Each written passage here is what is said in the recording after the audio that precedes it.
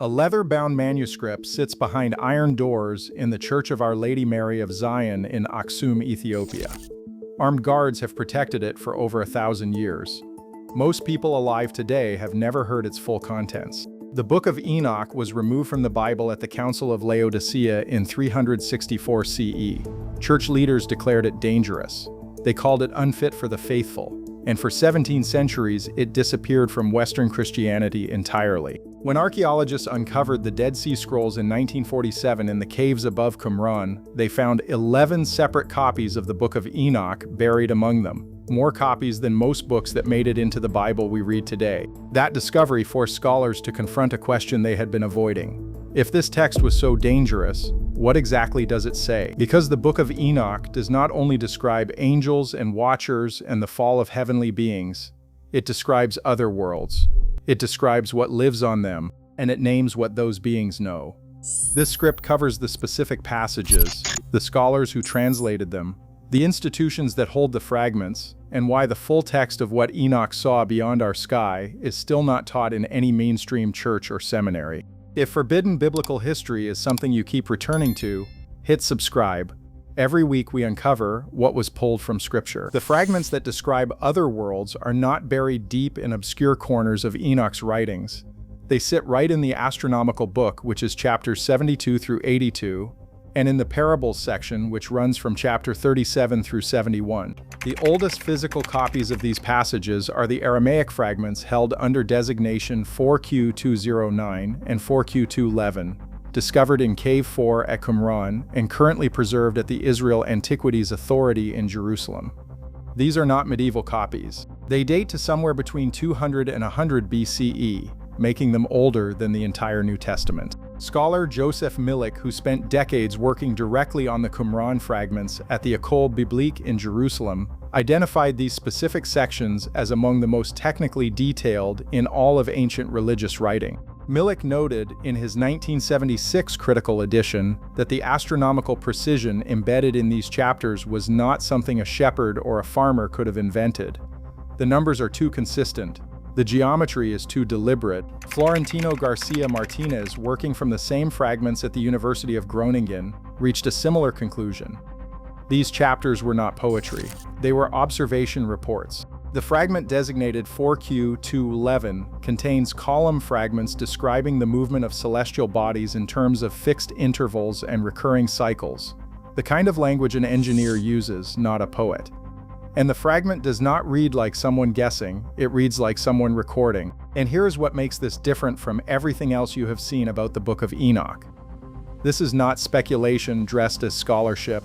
This is not a reinterpretation of vague poetic imagery. This is what the text literally says, preserved in Aramaic older than the Gospels, cross-referenced across multiple independent manuscript traditions, the Ethiopian Ge'ez copies held in Axum, the Greek Akhmim fragments preserved in Cairo, and the Dead Sea fragments in Jerusalem. 3 separate lineages, 3 separate languages, 3 separate centuries of scribes who never met each other.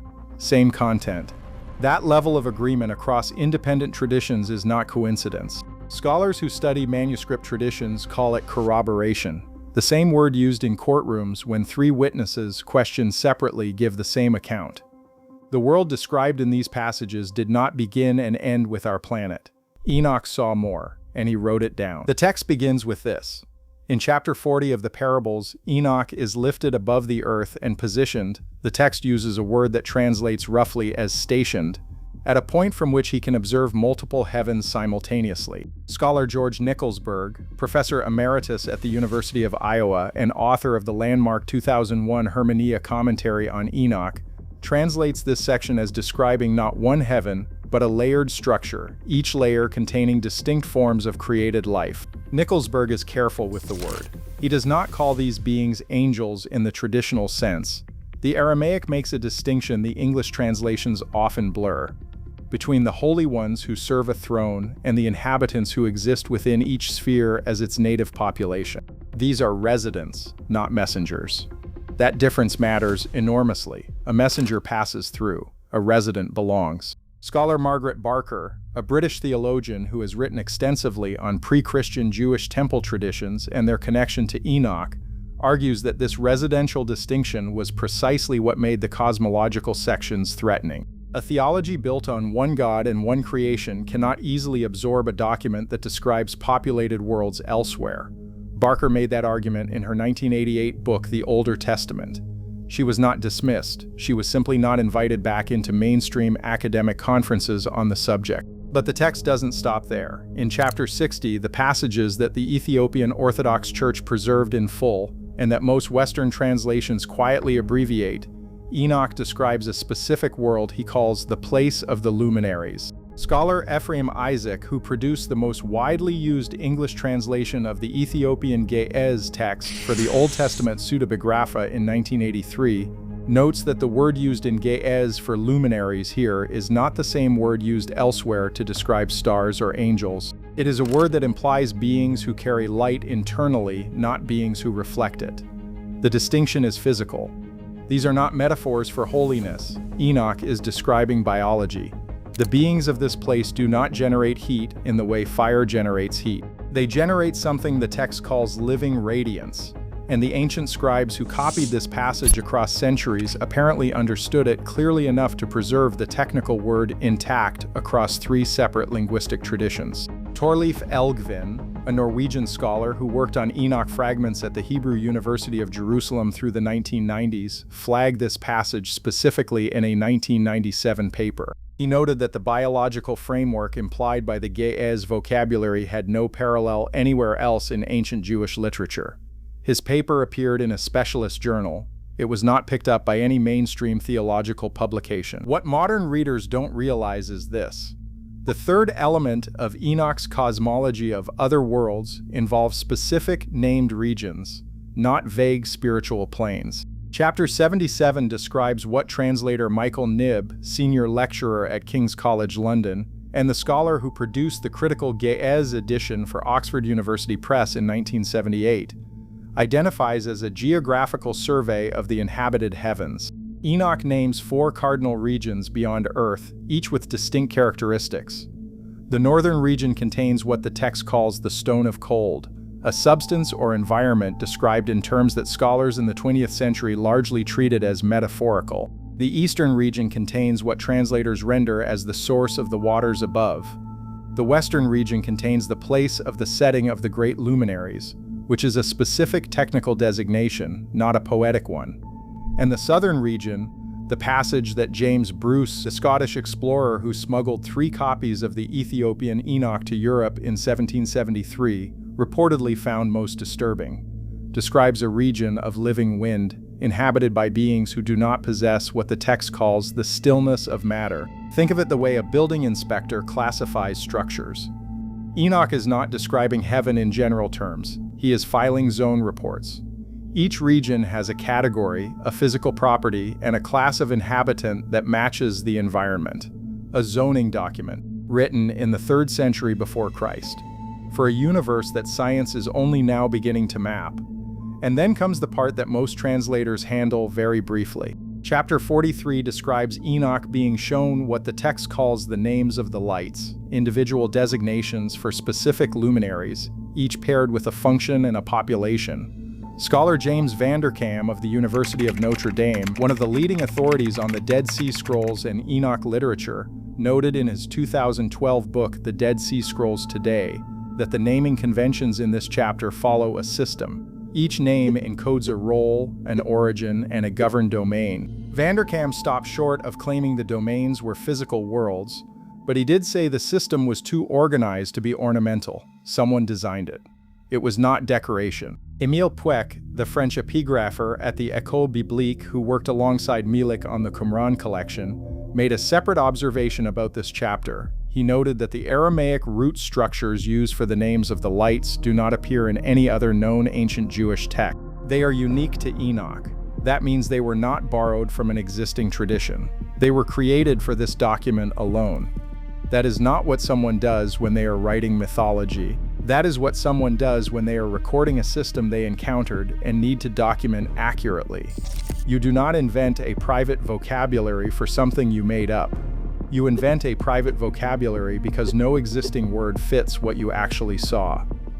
Here is what makes this stranger still. In 2017, researchers at NASA's Jet Propulsion Laboratory in Pasadena published findings on atmospheric dynamics around gas giant exoplanets, planets orbiting stars beyond our solar system. Their data describe planetary environments where sustained, organized atmospheric circulation patterns could theoretically support complex organized structures without solid surfaces. The paper, authored by a team led by atmospheric scientist Nicole Lewis, did not reference Enoch. There is no reason it would have. But the environment it described, a world of organized, persistent, structured wind systems, matches the language Enoch used for his southern inhabited region, with a specificity that a writer in 300 BCE had no scientific framework to invent. In 2021, researchers at the Carl Sagan Institute at Cornell University published a separate study identifying chemical conditions in the upper atmosphere of Venus that could theoretically sustain microbial life, organisms that would never touch a solid surface, suspended permanently in cloud layers. Sarah Seeger of MIT, whose work on atmospheric biosignatures has shaped the way NASA now plans exoplanet observation missions, noted that such life would need to be fundamentally different from anything on Earth. It would carry no stillness of matter in any meaningful physical sense. The text of Enoch chapter 60 uses that exact phrase. That phrase has been sitting in the manuscript for over 2,000 years. If you ask someone in the year 300 BCE to invent a description of atmospheric life on a gas world, they would give you a dragon. What Enoch gave you reads more like a field classification, and this is where it gets disturbing. The suppression of these specific chapters has a documented history. The Council of Laodicea in 364 CE formally removed Enoch from the list of approved scripture. That is the foundational moment. But what followed was a targeted effort to discredit the cosmological section specifically. Jerome, who produced the Vulgate, the official Latin Bible, around 400 CE, dismissed Enoch in his preface to the Book of Genesis. He called it the ravings of an antediluvian fantasist. Augustine, in City of God, wrote that Enoch's accounts of other inhabited regions could not be reconciled with proper theology and should not be taught. These were not casual dismissals. Jerome and Augustine were the two most influential biblical scholars of the early church. When they spoke, the entire Western tradition listened. And what they chose to suppress was not the parts about fallen angels. Those stayed in circulation through other texts. What they suppressed was the cosmological survey, the other worlds, the inhabitants, the zone reports. R.H. Charles, the Irish biblical scholar who produced the first major English critical translation of Enoch in 1906, acknowledged in his introduction that the astronomical and cosmological sections were the most ancient core of the text. He called them pre-Maccabean in origin, meaning they predate even the oldest portions of the Qumran library. He did not suppress them, but he translated them with such heavy bracketing and qualification that most readers skipped them entirely. The effect was the same. Jerome's dismissal did the cultural work. Augustine's ruling did the institutional work. And the result, across 1,500 years of Western Christianity, was that no seminary, no church council, no theology faculty ever had to explain the cosmological survey. It simply did not exist. It had been argued out of existence by the two men most trusted to decide what God said and what God meant. The Ethiopian Orthodox Church refused. They kept the full text. They have read it continuously for over 1,500 years. Their version contains passages that do not exist in any Western translation, passages describing the specific behaviors, the specific environments, and the specific knowledge possessed by the beings Enoch encountered in each inhabited region. A documentary team from a European production company applied for access to the restricted manuscript archive in Axum in 2019. The Ethiopian church authorities acknowledged the request. The permit was denied. The production company's correspondence, portions of which were shared in a 2021 academic conference presentation by scholar Lauren Stuckenbrook of Ludwig Maximilian University of Munich, indicated that the archive contains material not yet included in any published edition of the text. Stuckenbrook himself noted, in measured academic language, that the full scope of the Ethiopian preservation tradition had not been adequately explored by Western scholarship. He submitted a formal research inquiry. He received a reply stating that access would need to be coordinated through ecclesiastical channels. That coordination, as of the time of his 2021 remarks, had not been completed. The doors in Axum did not open, they remained closed.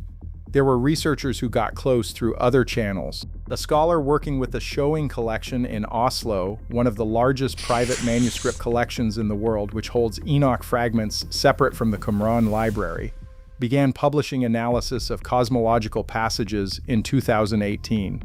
The work was preliminary. A follow-up paper was announced. It has not appeared.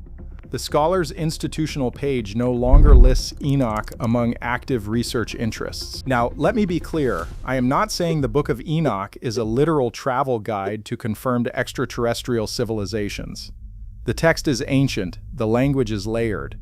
Any translation involves choices. But what the text describes across 3 independent manuscript traditions, preserved by scribes who had no reason to coordinate their copies across 17 centuries and 3 languages, matches patterns in modern planetary science with a precision that should not be possible for a writer working in 300 BCE. The cosmological sections of Enoch are not vague. They are not dreamlike. They use the same matter-of-fact tone you would use to describe a bus route. Someone describing what they saw, not what they hoped or feared or imagined, what they saw. Scholar Lawrence Stuckenbrook has written that the cosmological material in Enoch is the section of the text that most resists symbolic interpretation, meaning that when scholars try to read it as metaphor, it does not cooperate. The details are too specific. The categories are too precise. The vocabulary is too technical and too consistent to be allegory. The specificity is the problem. You can dismiss a vision, you cannot easily dismiss a taxonomy. Visions are subjective. Zone reports with physical classifications and named populations are something else entirely. Enoch saw something. He wrote down what he saw, and the people who decided what counted as scripture decided those specific chapters did not belong. The fragments are still there. 4Q209 and 4Q201 sit in controlled storage in Jerusalem. The Ge'ez manuscripts remain in Axum behind iron doors. The Greek Akhmim fragments, held in the collection of the Egyptian Museum in Cairo since their discovery in 1886, contain the cosmological passages in a third independent form. Scholar John Collins of Yale Divinity School, who has worked on Enoch materials for 4 decades, wrote in his 2016 volume on apocalyptic imagination that the cosmological sections of Enoch represent the most systematically ignored portion of ancient Jewish literature. He called the neglect striking. He did not call it accidental. The text Enoch wrote describes a universe that is not empty. It describes regions with residents. It names what those residents are made of and what they know. It catalogs 4 inhabited zones with the precision of a surveyor and the calm of someone who has been there. There are beings who carry light from within. There are beings built from living wind who have never known the weight of solid ground. There are the named luminaries of chapter 43, each assigned a domain in a vocabulary that has no counterpart anywhere else in ancient writing. It was preserved across centuries by people who took it seriously enough to guard it with their lives. It was buried by others who found its implications incompatible with a theology built on a single inhabited world. The zone reports are still on file. The inhabitants Enoch named are still named. And the iron doors of the church in Axum, which have stood against 17 centuries of pressure to surrender what is inside, are still closed to the world tonight.